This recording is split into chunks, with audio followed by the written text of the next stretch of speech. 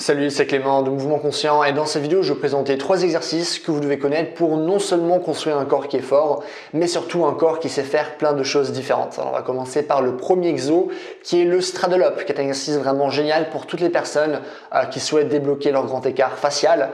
C'est un exercice qui va non seulement travailler votre force, mais également votre souplesse et ce de manière dynamique.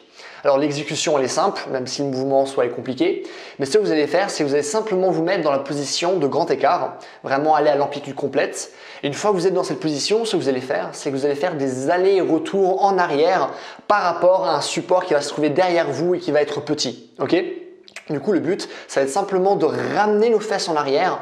En même temps qu'on ramène nos fesses en arrière, on va aplatir notre dos. Et du coup, on va simplement poser nos fesses, enfin on va toucher le support, parce qu'on ne veut pas poser nos fesses, on veut juste toucher le support et retourner dans la position de grand écart.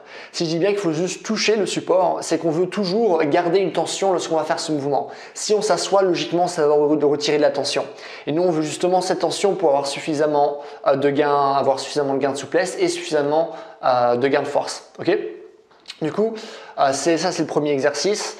Logiquement, plus le support va être bas, plus ça va être compliqué. Le but étant bien sûr d'arriver à faire cet exercice en étant à même le sol. Et voilà, c'est vraiment un exercice génial. Si vous couplez ça par exemple avec des exercices de papillon lesté ou de horse stance, toujours pour votre grand écart, ben ça va vraiment beaucoup vous aider. C'est un mouvement qui est vraiment génial. Or, peu de personnes le font, raison pour laquelle je vous le conseille là maintenant dans cette vidéo. Ok ?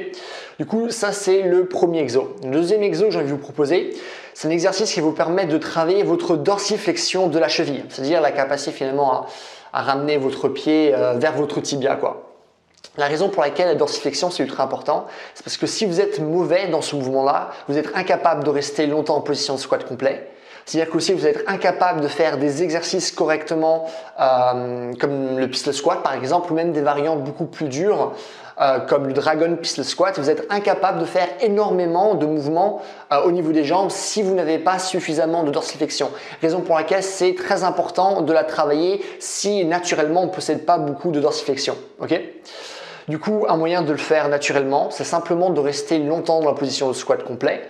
Par exemple, vous restez 30 minutes par jour en position de squat complet et ce pendant 30 jours. Ce que vous pouvez faire, c'est surélever vos talons pour rendre le mouvement plus simple et au fur et à mesure baisser ce support. Mais aussi un autre moyen de le faire, c'est de travailler de manière unilatérale. C'est-à-dire que vous allez prendre une jambe, imaginons votre jambe droite, et vous allez vraiment aller en dorsiflexion complète. Vous allez ramener vraiment votre tibia et votre genou vers votre pied. Et une fois que vous êtes dans cette position, vous allez rajouter des poids sur votre genou pour lester davantage le mouvement.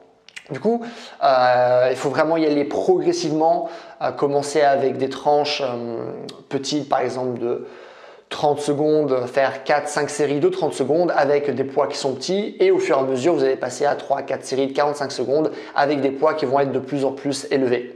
Et du coup, ça va vous permettre de travailler votre dorsiflexion avec beaucoup plus d'intensité et avoir des résultats plus rapidement. Ou ça va aussi vous permettre de gagner en dorsiflexion par rapport à des mouvements spécifiques que vous voulez savoir faire. Si vous avez naturellement une bonne dorsiflexion, sauf que ce n'est pas suffisant pour faire des mouvements compliqués unilatéraux au niveau des jambes. Et du coup, à ce moment-là, ça va être bien d'avoir ce surplus d'amplitude au niveau des chevilles. Okay ? Du coup, ça c'est le deuxième exo. Le troisième exo va concerner la flexion d'épaule parce que c'est vraiment très important d'avoir beaucoup de flexion d'épaule. Je vous rappelle, flexion c'est ça, extension ça va être d'aller dans l'autre sens. Souvent je vous parle de l'extension parce que c'est très important par exemple dans les mouvements comme le muscle up, mais la flexion c'est aussi très important parce que si vous n'avez pas suffisamment de flexion et pas quelque chose de passif en mode on reste longtemps dans une position, vraiment quelque chose d'actif, ce qui va se passer, c'est que vous êtes incapable de faire un pont, vous êtes incapable de faire une souplesse arrière, vous êtes incapable de faire un haltère, du coup un poirier qui est vraiment droit. Et du coup, c'est très important de bosser sa flexion d'épaule. Un moyen de le faire, c'est simplement de s'allonger au sol avec la tête qui va être face au sol. Vous allez vraiment forcer votre corps à avoir une bonne rétroversion du bassin. Ce que vous allez faire, c'est que vous allez tendre vos bras, prendre un bâton et vraiment aller au maximum de votre flexion d'épaule. Une fois que vous avez atteint cette amplitude, vous allez rester par exemple, vous pouvez commencer par 20 secondes dans cette amplitude et faire 4-5 séries de 20 secondes. Augmenter après progressivement le temps sous tension et aussi les poids. C'est-à-dire, vous rajoutez par exemple un petit poids de 1 kg au niveau de votre bâton, puis 2 kg, 3 kg, ce genre de choses. Okay. La raison pour laquelle c'est très important de garder une rétroversion du bassin, c'est que si vous ne faites pas ça, vous allez tricher et en fait pour ramener le bâton en arrière, vous allez avoir tendance à utiliser votre dos, du coup à faire une extension du dos pour justement permettre au bâton d'aller en arrière. Et ça, on veut vraiment empêcher ça à tout prix parce que sinon vous n'allez plus travailler la flexion de vos épaules. Du coup vraiment, rétroversion du bassin au max. On veut surtout pas que le dos intervienne lors de ce mouvement. Vous allez simplement faire une flexion maximale d'épaule et vous allez tenir, comme je l'ai dit, par exemple 20 secondes pour commencer. Ok? Du coup, voilà les 3 exos. Vous allez voir que ça va vraiment vous aider si vous les mettez en place dans vos entraînements. J'ai aussi fait d'autres vidéos où je vous ai un peu expliqué les faiblesses corporelles de la plupart des gens et comment résoudre ces faiblesses. Je vous mettrai cette vidéo à la fin de celle-ci.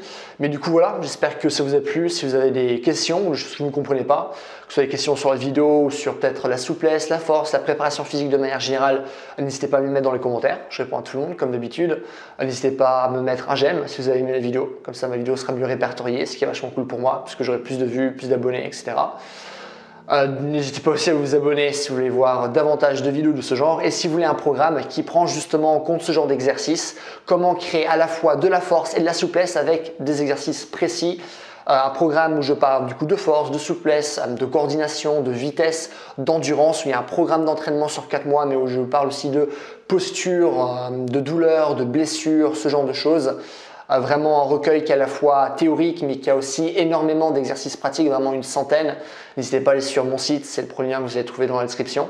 Et voilà, c'est tout, c'est une journée. Bye!